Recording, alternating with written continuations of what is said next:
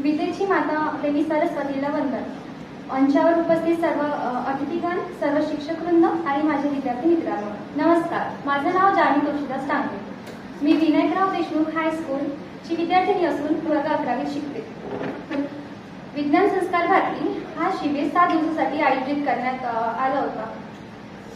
या शिबिरात as a volunteer म्हणून माझी निवडणूक करण्यात आली.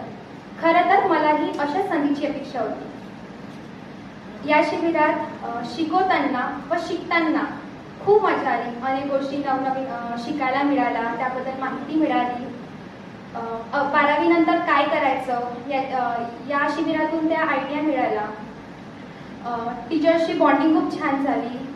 पेन व वही याला सोडून वेगवेगळ्या गोष्टीतून पण अभ्यास शिकायला मिळाला व त्यातून आम्हाला एन्जॉयमेंट पण करता आली. जेव्हा या शिबिराची माहिती आमच्या मॅडमनी आम्हाला दिली तर मला असं वाटायचं की या शिबिरात सहभागी व्हायचं की नाही. मला असं वाटायचं की मी आपला वेळ तर वाया नाही घालताय, काय करणार शिबिरात सहभागी होऊन. पण खरं तर मला इथे आल्यामुळे नंतर कळलं की मी बरोबर केलं. सहभागी होऊन संधीचं सोनंच केलं, म्हणजे की मला नवनवीन गोष्टी शिकायला मिळाल्या वगैरे. म्हणजेच काय, प्रत्यक्ष घेतलेली निर्णय चुकीची नसतात, तर ती अगदी बरोबर आहे हे आपल्याला सिद्ध करता यायला हवं.